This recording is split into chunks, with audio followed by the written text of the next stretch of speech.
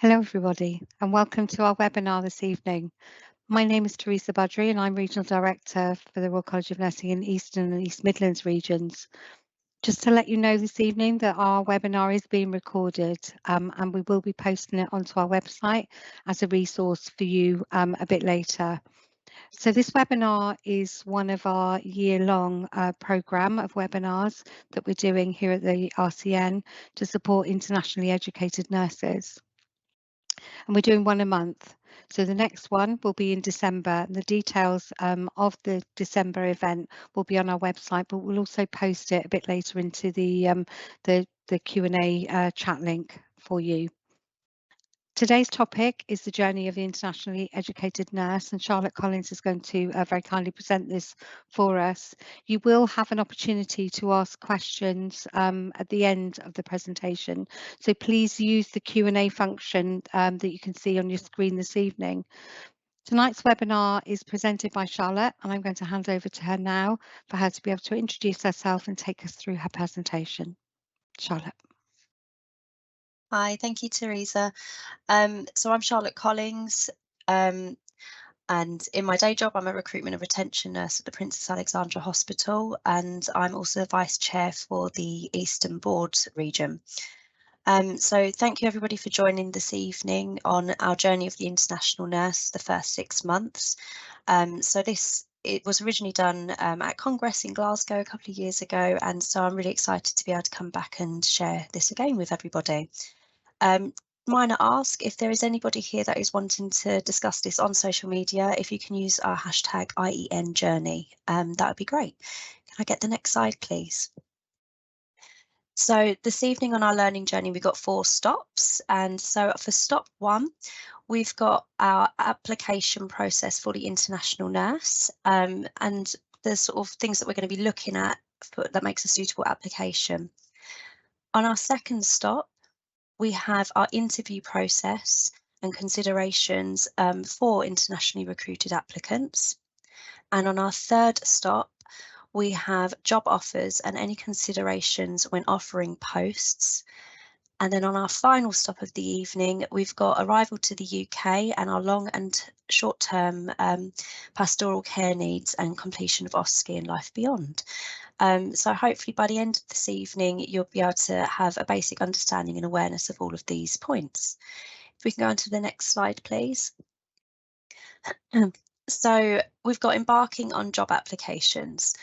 So we need to make sure that when we have a job advert out, it's highly likely that you will get applications come through from international nurses or midwives, depending where you're recruiting. And it's really difficult as an employer, if you're perhaps the ward manager filtering these things, we don't get a lot of training or experience in how to shortlist appropriate international nurses. And sometimes we can be a bit nervous and feel, actually, I don't want to get that responsibility, and we don't do anything with them.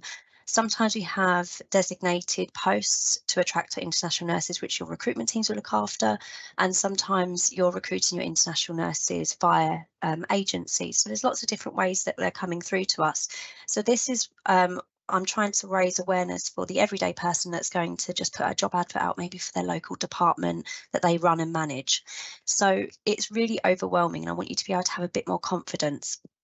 So it's really important we try our best to avoid some of these unconscious biases. So I have spoken to people that have said, I didn't realise that I could shortlist somebody internationally, so I've not shortlisted them before because I didn't think we were allowed. So this is the sort of bias that I'm suggesting in this component. So one thing that you need to think about is visas. A lot of them will say that they will require sponsorship on the application because they do not have the right to work here in the UK. So again, this is applied for by your trust or your organisation, and it is paid for by your trust and organisation. And the certificate of sponsorship or your skilled workers visa permit, it lasts for 3 years, and it's something, like I said, your organisation pays for that, and dependents and family, they can be added on additionally to this visa. And it doesn't mean that family have to arrive at the same time, but they can be named on that visa.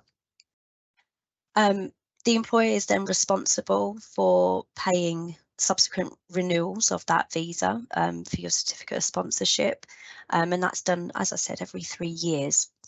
And then our NMC process, this is something that really confuses a lot of people as to what they're looking for, because a job application might stand out. This person looks fantastic on their application, but we have no idea how they obtain their NMC PIN and if they're at a point to be ready to arrive in the UK. So what you're looking for is your English language exam and the date in which that was sat. So for me, it needs to be in that application for me to be able to understand where this person is at and if it is worthwhile giving them an interview, because for some people it can take 2 years to clear an English exam. So the candidate will know if they need to sit an English exam, and if they have already sat it, they would normally put it in their application to say that they've sat an OET or their IELTS exam, which is the 2 recognised English exam pathways. They might say that they're exempt from it because they trained in English or they have been practicing in a majority English country. But either way, we need to understand what their English requirements are, because you don't want to offer an interview and then a job to somebody that will not meet the English language requirements on arrival to the UK. We also need to understand where they're at with the test of competence, which is the process in which the NMC assesses candidates to obtain their NMC PIN within the UK. So we look at our CBT, which is a computer-based test. So I need to know from that what part of the NMC register have they sat and applied for on that CBT. So if you've got somebody that's done the mental health nursing component and they're applying to be a paediatric nurse in your paediatric ward, that's not going to work. So you need to understand where they're at with that. We also need to know the date that that exam was sat, because it expires, and we don't want nurses to arrive when it's nearing its expiration, because that's an additional cost. It's a delay in obtaining their NMC PIN, and there's also no guarantee that they will pass that. So I've touched upon what part of the NMC register. So this is really important, and I can vouch from personal experience when I was an educator, that we had a lovely young lady join our team, and we started teaching everything we know about adult OSCE for her to say, why have you put me in the elderly care ward? I'm a midwife. And I don't think she was going to be delivering many babies over there, and we were really baffled, and yeah, it was something that was missed through the recruitment process, that actually she had applied to join the NMC as a midwife and she'd sat her midwifery CBT. So things like that do happen, so make sure that they're on the right part of the register for the job that is advertised. Understanding your candidate's prior experience. This is a really personal thing for organisations and trusts. We have lots of different organisations setting out their own objectives as to what they're looking for, and that's fine. There's no rule or right or wrong way to say we need this experience or we're happy to have no experience. So it just depends where you're at as an organisation. So typically, I'm very happy to recruit nurses with no prior experience and they're fresh from university, because I can mould and shape them when they arrive here, and that's fine for me. And I've had some really lovely success stories. But equally, I understand and appreciate if you've got quite a junior workforce at the moment and you need that experience and you're trying to ascertain more experienced nurses through your recruitment processes, you need to be mindful of this, because some countries, their first year, which on paper on their application look like their first job as a registered nurse, it's actually like a nurse internship, and to a UK trained nurse, that's probably on similar levels as a final year student nurse. It's normally a voluntary position or very minimally paid position. And not all countries do it, but some countries do. So it's worthwhile finding out from that candidate what exactly their post-registration experience is, and what that looks like, which you might not be able to get from an application. You will have to investigate that on interview. Drug calculation exam. So this is another really big thing for our international nurses. So if you have a UK registered nurse applying for a position with you, I'd say the majority of trusts will do a drug calculation exam for any candidate on the NMC register. prior to commencing employment, and that's typically standard. I've done it for multiple jobs myself. And when you're recruiting international nurses via an agency, one of their pre-screen requirements is a drug calculation exam. So how are you ensuring parity for those that are applying directly to you internationally compared to those that are coming to you via an agency pool? This is something that we had recently introduced in my own organisation after we'd had a few trends with finding some candidates struggling with some of the drug calculations on arrival to the UK.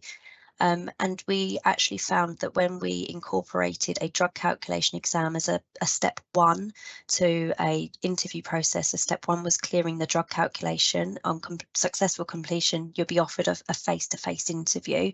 But if you failed, we'd offer a resit and another opportunity to try interview. But we found about 80% of people did fail our very simple drug calculation. I promise it was very simple. I gave formulas and everything. Right, so there are considerations there. If I can get on to the next slide, please. So navigating through interview. So I've touched on that if you're not entirely confident about international recruitment, you will have people within your organisations who have got the skills, the expertise, the experience, and will know what they're doing in regards to this. So always reach out to your recruitment team, find out who your international recruitment leads are or who your go-to people are. Speak to your educational teams because it's them that are going to be undertaking the training via the OSCE. They will be able to offer some support and guidance as well if you have applications come through to you that you feel a bit uneasy with because you're not entirely sure what to do. We need to consider through that interview how you're going to conduct it because it's very different doing an interview on Teams, but it's even more different doing it on Teams from a different country. So some of the considerations that I always say is allow additional time in your interview. So I always allow 45 minutes, which is about 15 minutes more than if I was interviewing somebody UK based. And the reasons for that is quite often we have internet connection issues, signal will drop out.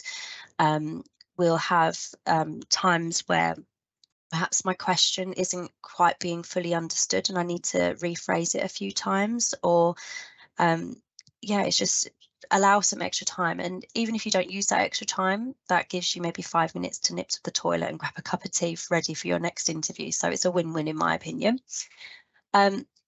Consider your time zones. This might seem quite obvious, but I had been arranged an interview via an agency on one occasion where I noticed it was quite dark, and I said to the candidate, "What time is it where you are?" And she said, "Oh, it's 10 o'clock at night." And I thought, "Oh gosh, that's awful." I don't know that I'd perform very well at an interview at 10 o'clock at night. So make sure you are realising when you're sending out these interview invites what time that will be in their country, or perhaps if they come back to you and say this would not be a suitable time, you know, it's the middle of the night, it's 6 o'clock in the morning, I won't be functional at that point. Please have some flexibility in relation to this and perhaps come up with a different time that would suit both you and the candidate, because you don't want to lose a good candidate for just being awkward. It's not worth it. Selling your organisation. So a lot of the international nurses that put applications through, they have not strictly chosen your organisation because their heart and soul is invested in your organisation. They've probably applied for several different jobs in various different parts of the UK. They haven't got anyway family connections yet in the UK. They might not have friends or family anywhere in the UK. So to them, it's not so much about the UK, a particular location in the UK. It might be about a particular service that you can offer them or a particular department. So sell your organisation to your candidates. So what can you offer them that the hospital down the road can't offer? So perhaps you could offer them a training course that they'd be really interested in, which perhaps somebody else can't do, or perhaps you have a particular speciality in your organisation that would be really interesting for them. And as much as I say that, be realistic. So you don't recruit people just to recruit. The end goal is to retain these members of staff. So make sure that if somebody comes to you, because I have had this experience, I had interviewed a wonderful young lady, and I would have absolutely loved to have had her join our team. And we got to the end of the interview and I'd said to her, I'm going to be honest with you, you've interviewed beautiful. I would love to give you a job, but I don't think my job's what you want. I think you need to apply to a different trust. And the reason we done that is because her long-term goals was all about transplants and organ donation along that. We don't have that speciality where I am, and she wouldn't get the exposure she would be interested in to take that as her long-term career goal. And so I was honest with her, and actually I gave her some tips on where she should apply instead. And I think that is the right thing to do. So please do be honest about that. If you actually think you're organised, that you're going to recruit to bring someone over, spend an awful lot of money bringing them over, training them for them to leave at the earliest opportunity to where their heart belongs. So please do be honest. I did touch on rephrasing of questions. A very common situation is phrases like safeguarding. It's not the same in a lot of different countries. It's quite a UK-ish type thing that we do. So please make sure, instead of saying, tell me what you know about safeguarding, maybe you should consider rephrasing your questions of, if you notice a patient in a vulnerable position, perhaps you've seen a family member shouting at them, how would you ensure the patient is safe? So avoiding the use of the word safeguarding, but still getting to the end result, ensuring patient safety in a vulnerable situation. And my last point on interviews is I often find sometimes the candidates could be quite recited. They've done a lot of interviews, potentially you're not going to be their first UK interview. And I find that if you give people questions where you're asking them about example, can you give me an example of when, or and it doesn't really get the best answer out of them, because tell me, how do you notice a deteriorating patient? Anyone can study that, but if you say, can you give me an example when you cared for somebody that had deteriorated? I find those sorts of questions, they get more out of the candidate and you can get a sense of what type of nurse they're going to be in your department. Anyway, next slide, please. So we've got here a destination new job. So at this point, you've offered your job to your candidate, and they can't wait to join you in your teams, wherever they are. Before you go ahead and say, I want you to join our team, the job's yours, please speak to your international recruitment teams if you haven't done so already, as well as your educators in that department, so that they can just double check that the candidate is in a position to come to the UK. And by that, again, I'm going back to slide 1. We're checking that all of the NMC requirements are there, and we're in a position that this candidate can move over. Also, from a management perspective, be mindful that if you interviewed today, you might not see this nurse arrive in the UK for 3 to 6 months. They'll have to work a notice in their current country. We have to sort out the visas. We have to check that the NMC paperwork is where it should be. They might need to set up arrangements with family to look after their children. So there's lots of potential blocks in the way which will prevent them starting immediately. And if you was to then bring somebody over that wasn't ready, so perhaps an exam, their CBT was expiring and they then need to resit it, it could take even longer. And we know that most trusts aim to sit an OSCE within 12 weeks of arrival. So you might not even get a nurse with a PIN number in your department, but between 8 and 12 months. So it is a really long process. So please be mindful that these nurses aren't going to appear tomorrow morning ready to work. Make sure that your candidate has got the correct contact details and has a dedicated go-to person. So I personally find if you give your generic recruitment details out, it can be quite frustrating for both the candidate and the recruitment team. And that's because the candidate's asking questions and the recruitment team member might not be the best person to discuss the international elements and what's outstanding, and might misinform the candidate. And your candidate will then have to keep replying what their story is, so what the situation is about these updates. So if you have got a dedicated person, please try and keep that as best you can. It just makes life a lot easier for everybody.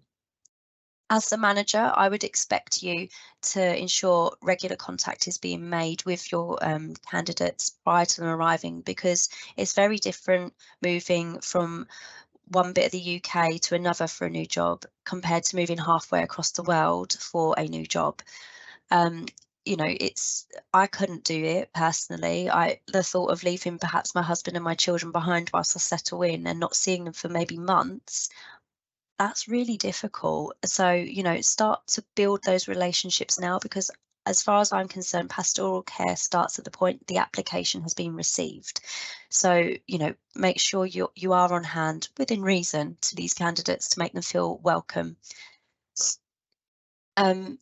The other thing to consider is your visas. So I mentioned about families, and on the first slide I mentioned about visas.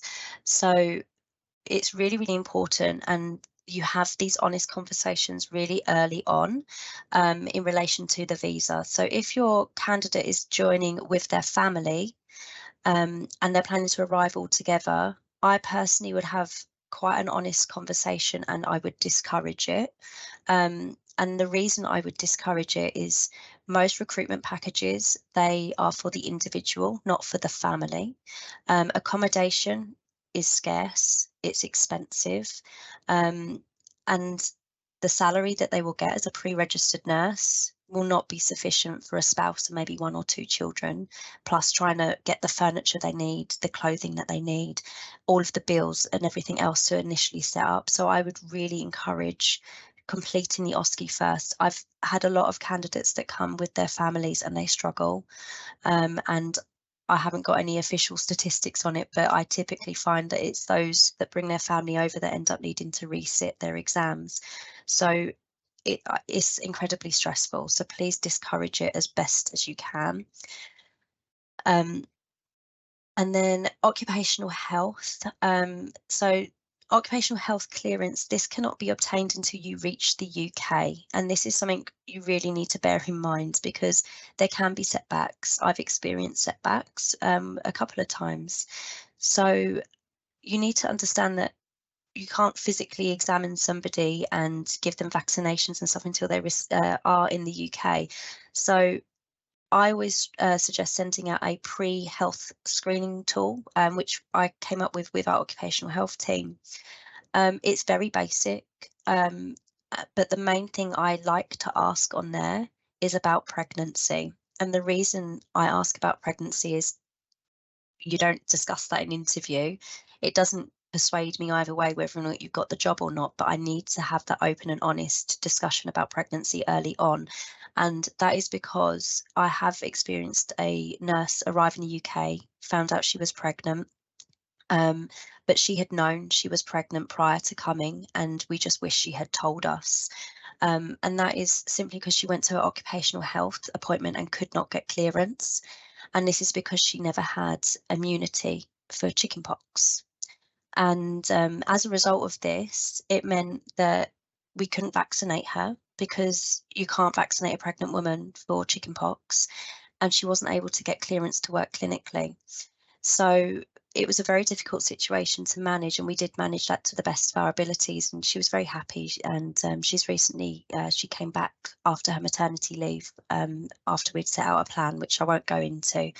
And you know, we worked with her to come up with the best option, but people are very scared to discuss pregnancies. In a lot of the countries that people may have worked in or may be living in currently, there, you know, I hear horror stories from some of my international nurses to say that if we're pregnant, our contracts are terminated. They don't want to know. And obviously we don't do that here. You know, it's a protected characteristic. I'm very happy to take you on if you're pregnant, that's not a problem. But I will tell you honestly now, 1, you might struggle to get occupational health clearance. 2, you will have setbacks because you will not get maternity pay allowances, and it will be a financial struggle. So what are you going to do realistically? And I have delayed people's start dates on their agreement until after baby's been born, just so that they can look after themselves and baby in a much better environment. Next slide, please.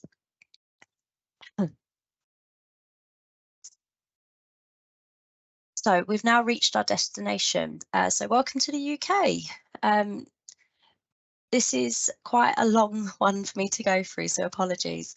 So with our arrival to the UK, it's never normally straightforward. Anyone here that works in international recruitment will know that there is nothing about international recruitment that surprises you anymore. So we need to be as prepared as we possibly can be.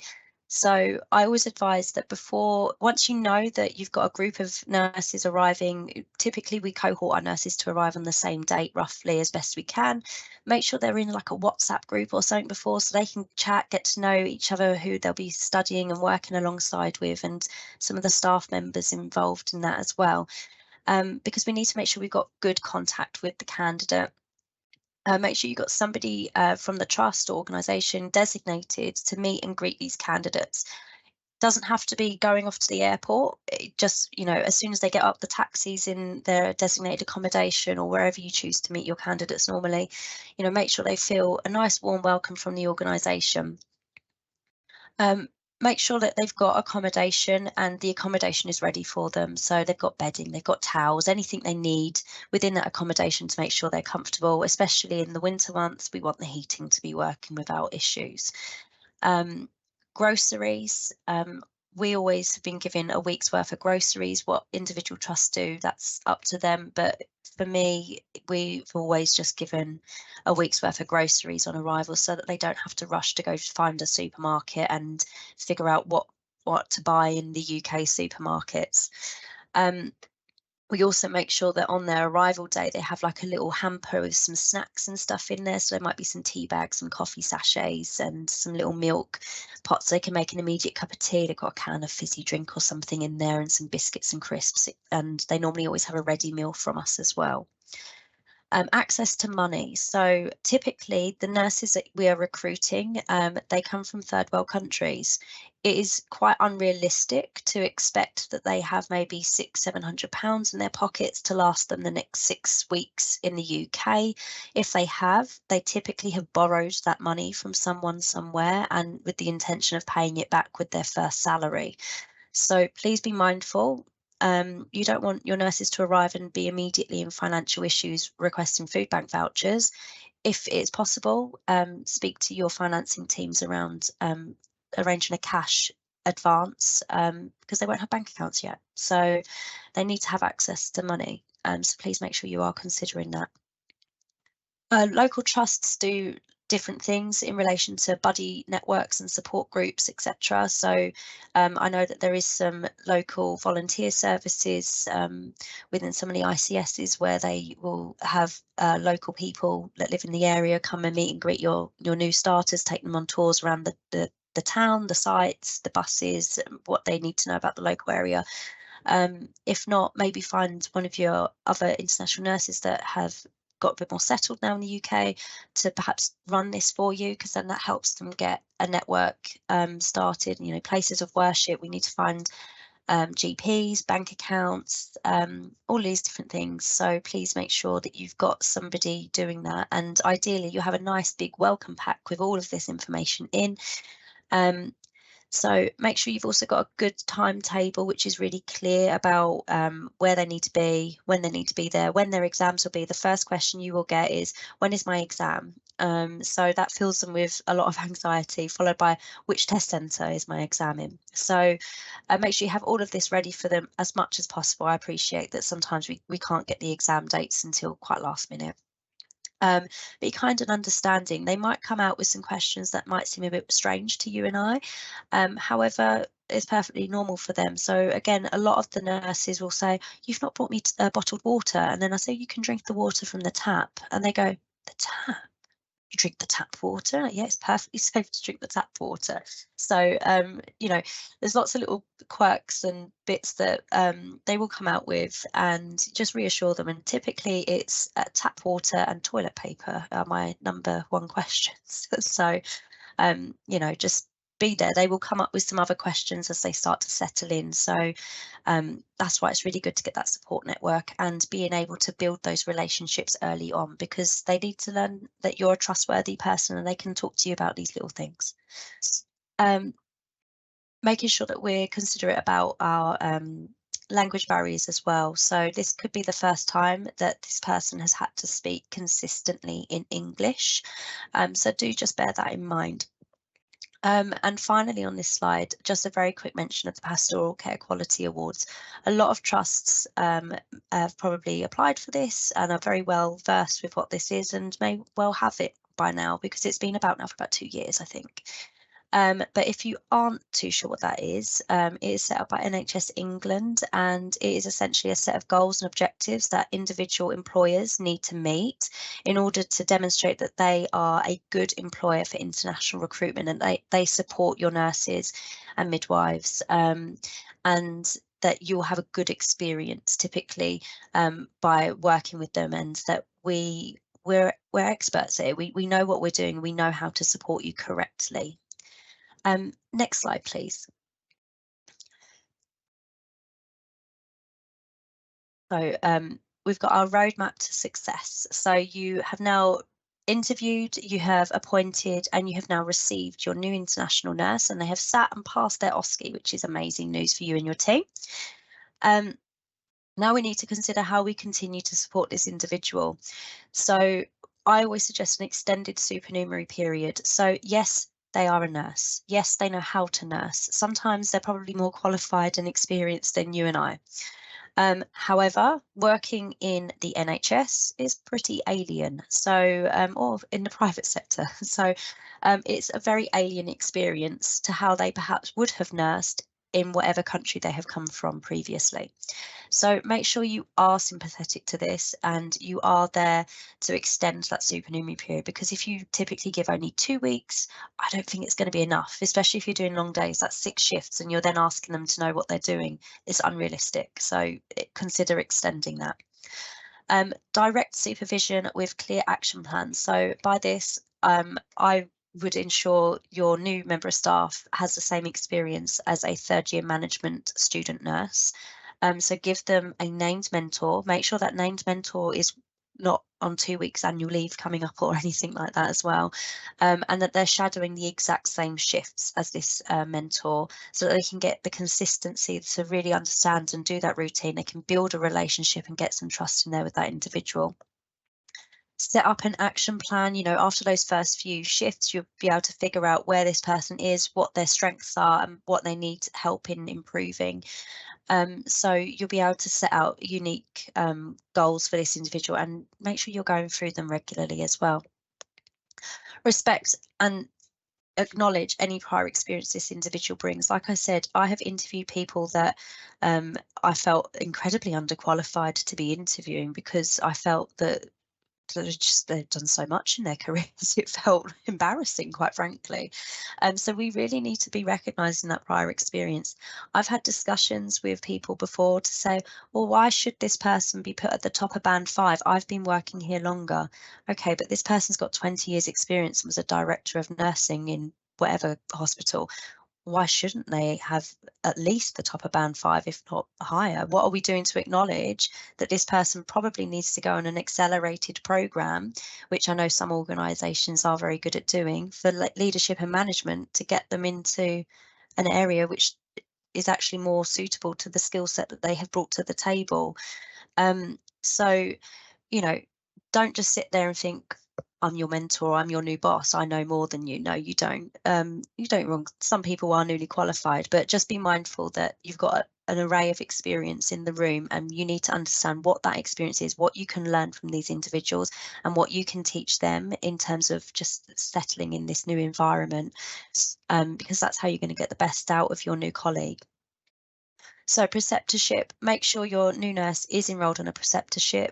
A lot of trusts are now doing bespoke sessions for internationally recruited nurses.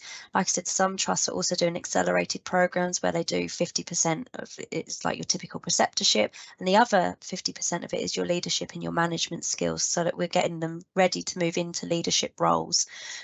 Don't be afraid also of employing directly above a band 5. I've recruited somebody directly into a specialist band 7 role, and why not? You know, they had the skills and expertise we needed.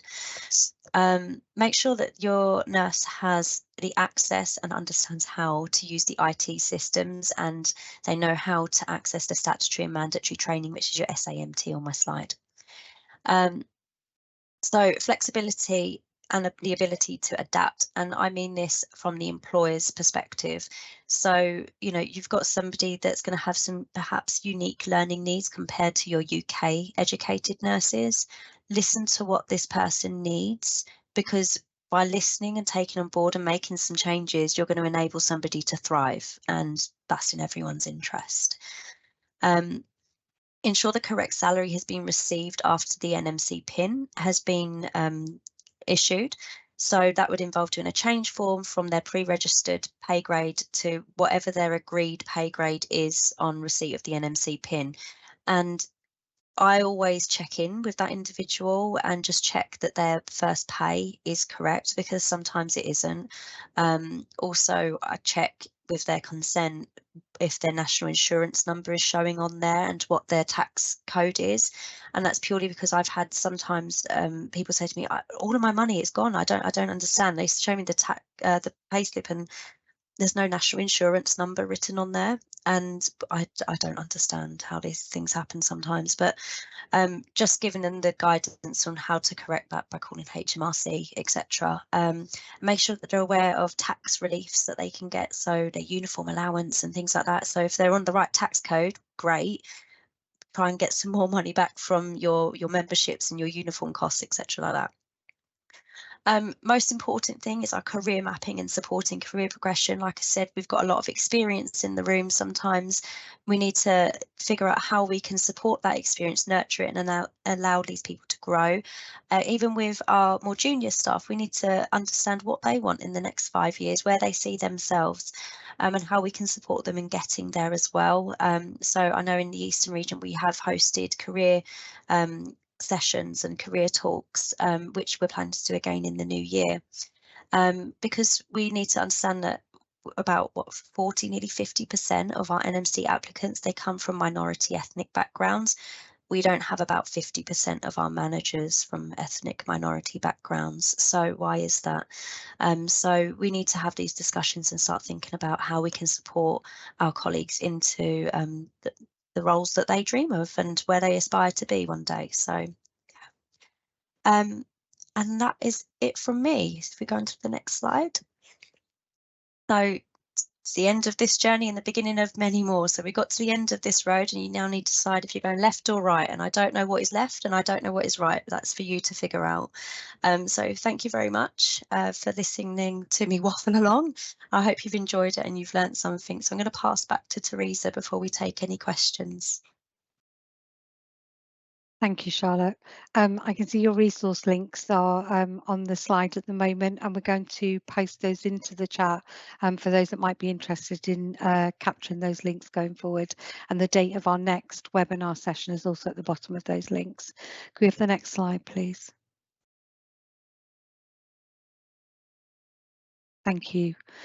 So I wanted to just talk to you about the benefits of joining the college. And while I do that, please use the Q&A tab on your screen to ask any questions that Charlotte might have sparked in her presentation with you this evening. So by joining, 5 reasons why you should join the Royal College of Nursing. We have amazing opportunities for you within the college in terms of your professional development. We have the largest nursing library within Europe. We have a physical library. You can go into Cavendish Square if you'd like to look at the books and journals that we have available there. But equally, our offer to access those journals and publications are all online too. It's an amazing resource, and we have librarians available to be able to support you with literature searches and to be able to enhance your knowledge and your career going forward. So a great resource in terms of future learning as you grow and develop into roles. We also have professional networks and networks, so the ability to join those networks and forums, which will enable you to connect and network with people of similar professional interests within our college membership too. Our workplace support is delivered through local representatives that you may find in your own workplaces, but also through regional staff that will support and guide you through any workplace challenges or questions that you may have. We also have RCN Direct, which is an online service that will also give advice and guidance throughout your workplace and throughout your career. Within that, we also have legal advice. We have an immigration legal service. And for those of you that would want to know more about our immigration services, we will post the links to the previous webinars that have been undertaken within the chat this evening. So you can see in one of those was focused on our immigration services. So again, if you have concerns about your visa or your work status in the UK as part of your RCM membership, you have access to free legal advice around that. We also have two other legal teams. One is for employment relations, and again, if you find yourself in any workplace difficulty, the support is there through the college, as well as regulatory. So with your NMC registration, we have a legal team that will support again if people get into difficulty with their registration, and with the Nursing and Midwifery Council. Other member support services through our welfare rights and guidance service are there to provide financial support and guidance in terms of financial well-being. We have a career coaching service and a careers service that's online that again will provide you with support for CV writing and to help you think about where you want to go within your career.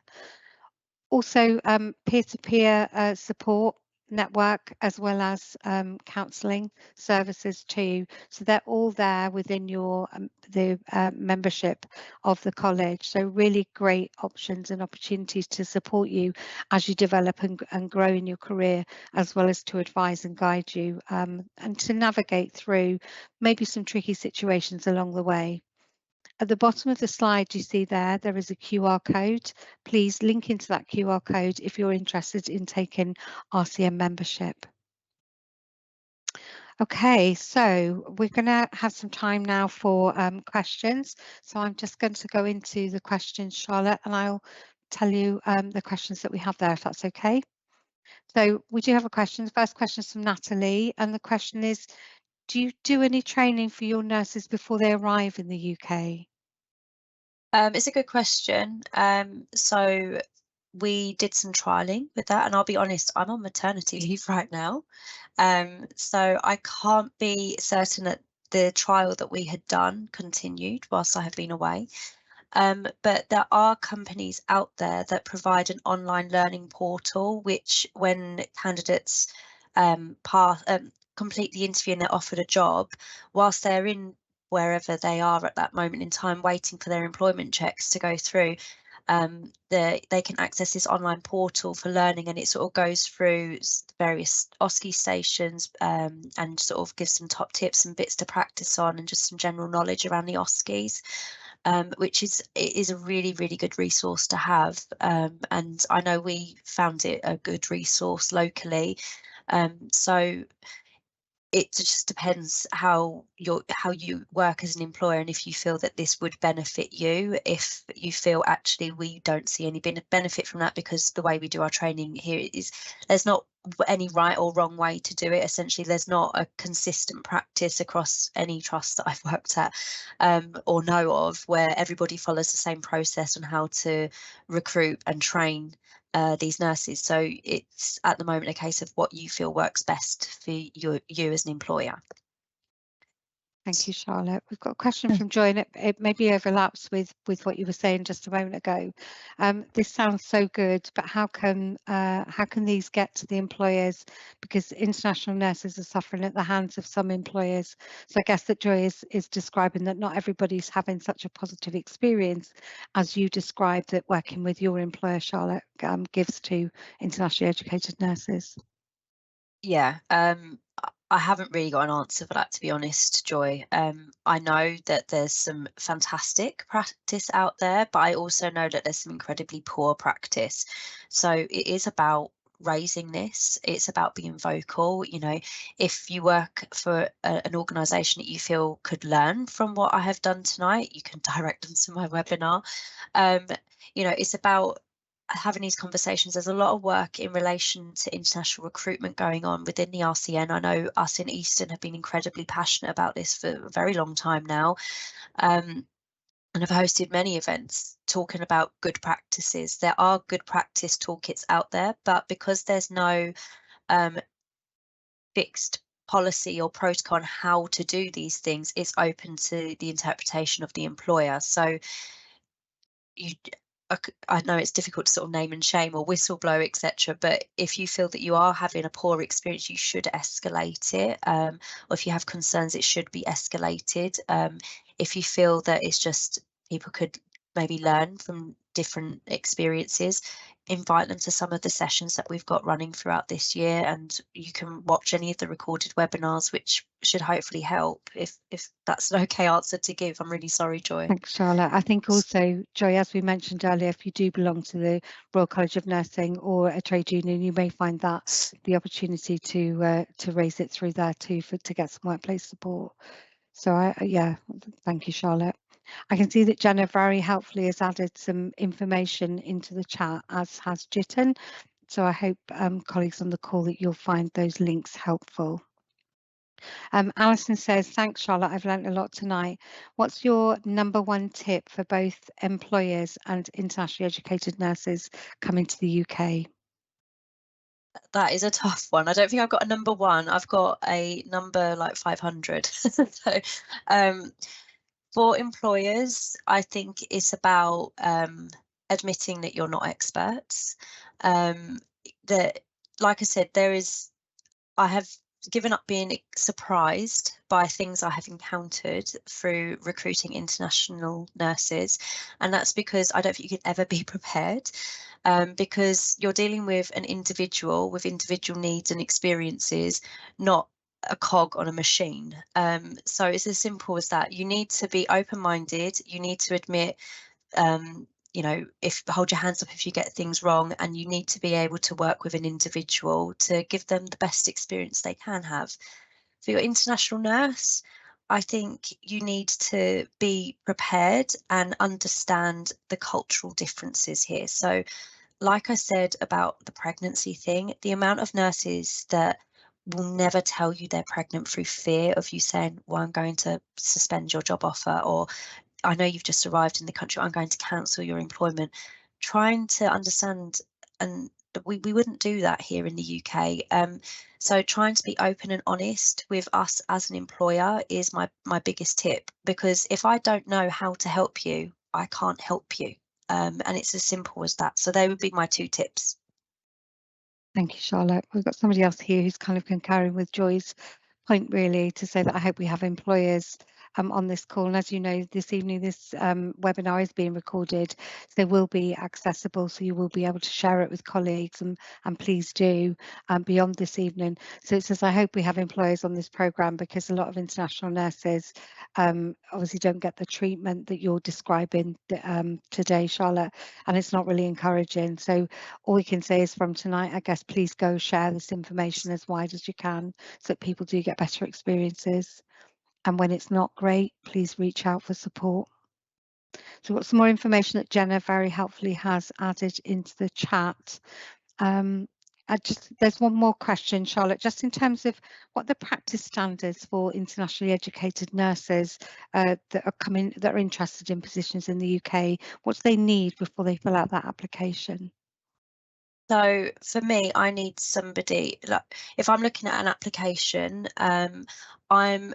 honestly, I will dismiss an application if it is unclear if you have applied or to be part of any part of the NMC register. If there's no indication that you have commenced the process to get your NMC registration, if there is no indication that you have completed or have a date to sit CBT and English exams, again, I will likely dismiss you unless you're exempt from English exams.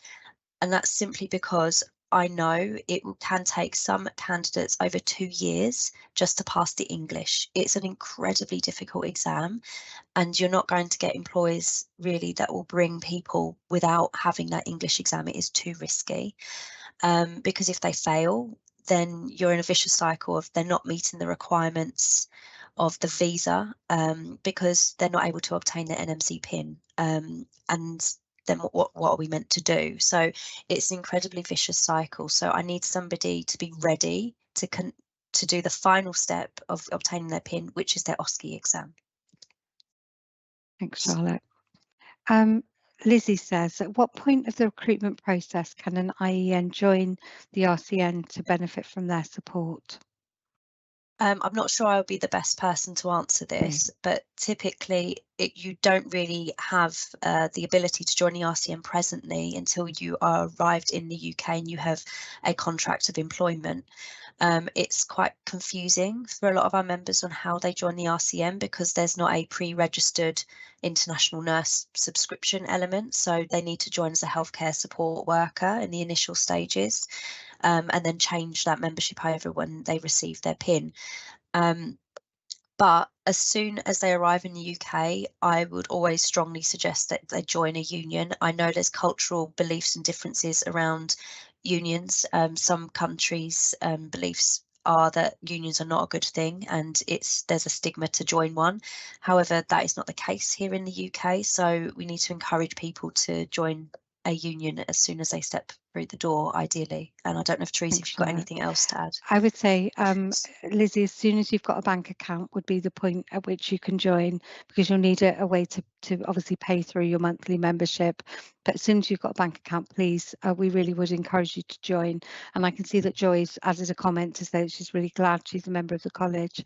And many nurses really don't know the importance of being a member of the RCN. And I'm hoping that the slide we shared with you earlier kind of talks you through some of the benefits. It's about your professional development, because we are a professional college as well as a trade union that will provide you with that workplace support throughout your career. So really, I can't emphasize the importance of joining the college and being part of our nursing community. Natalie says, Charlotte, what's been the biggest benefit to your trust to have internationally educated nurses in your teams? Well, we need nurses. So it's it's one, we need our nurses, we need the staff in order to care for our patients effectively.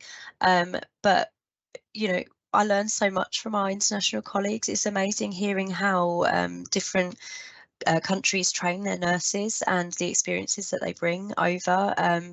I've seen some really interesting ways on how to dress a wound, how to do various different clinical procedures, which might seem obvious, but I'm like, oh, I never thought of it like that. And just hearing the pride that these people bring over with them, because we know that nursing is a career to be proud of, and sometimes it doesn't feel that way in the UK, but the sense of pride that these individuals bring over for their nursing careers, they're dedicated, they're hardworking, they're really skilled individuals, and some of the programs these people join on to obtain their nursing qualifications in whatever country, it's far more strenuous than the UK, and I feel that we're winning really, because we're getting, as far as I'm concerned, somebody that's probably had far greater training opportunities than myself in their degree process. And the things that they witness and see and do as part of that program is just really fascinating. The fact that they are trained across all fields of nursing and midwifery by the time they qualify in a lot of countries, that amazes me. And there's so many things you can learn from everybody, even if it's not nursing related, and it's just getting a new best friend. So I have a lot of my extended family are my international nurses that I've recruited, because I've worked with so many for so long now, and I wouldn't be half the nurse I am today if it wasn't for them. So hopefully that helps, but that's a difficult question. Thanks, Charlotte. I think the next question kind of feeds on to that, really, in terms of once somebody has passed the NMC, or they're onto the NMC register, what support can they expect from an employer in terms of growing into the next stage of their career? Sorry, I didn't catch some of that. what support can they expect from their employer once they're on the register and have a job and are working? So at the bare minimum, I would expect these nurses to join a preceptorship programme and to have supernumerary period. Unfortunately, that is the bare minimum. It's up to the employer. There's no right or wrong way as far as anyone's concerned right now, unfortunately. One of my lifelong ambitions would be to have a gold standard for international recruitment and how you support life immediately after obtaining your PIN, to make sure that there is a standardized process across all organizations, because I don't think we're getting it consistently right. We know that there's bad experiences happening, but making sure that the individual has what they see as their career mapped out. So find out what this person wants over the next few years. Maybe is to do training courses. Typically people want to do their masters, and I'll be honest, I would typically discourage people jumping straight on to doing their masters because they want to pay for it themselves. And I always am of the belief that at the point it becomes important to your role, your employer will pay for it.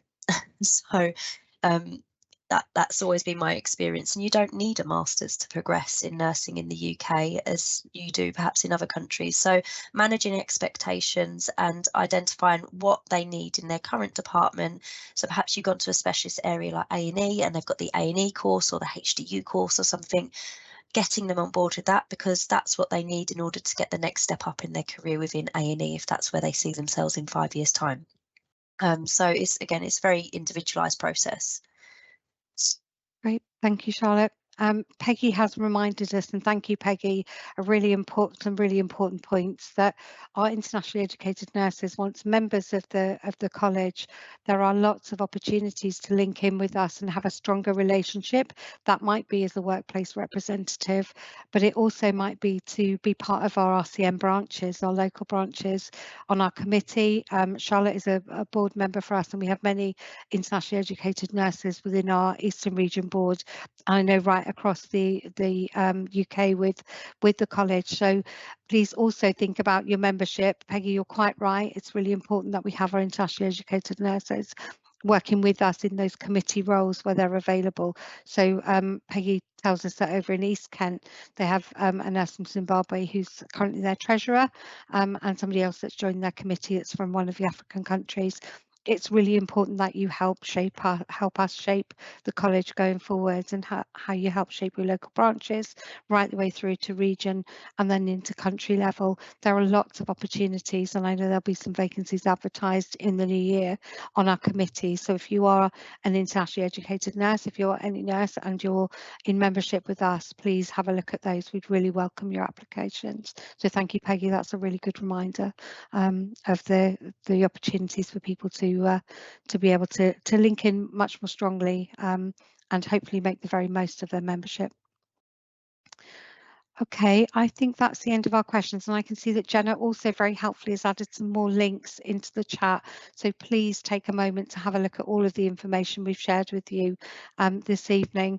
We have another comment from Peggy that says there is a role for retired RCN members to support our overseas nurses in many different ways outside of their places of work. Absolutely, Peggy. And I think some of that's around the pastoral care that Charlotte spoke of earlier, and to be aware of where you have cohorts of internationally educated nurses and supporting them. I absolutely would agree. Yeah, I'm always looking for volunteers, and you'll actually find a lot of trusts now are employing legacy nurses, typically on like a bank style contract, where it is your retired nurses and midwives coming back into the workforce to support preceptee nurses typically, and they work flexibly on the hours they want to give as a retired member of staff. And for a lot of the time that is to work alongside our international nurses as a key mentor for them. So if that's of interest to anyone, just have a Google of the phrase legacy nurses, you'll probably find some vacancies. That's great. Thank you, Charlotte. I'm going to say thank you, everybody, for joining this evening. Can I ask that you take a moment to complete our evaluation? It's really important for us to check in with you to make sure that we've got the topics right around these series of webinars that we've run this year. As I said earlier, the next one is on the 12th of December, and Charlotte very kindly is going to present that for us as well.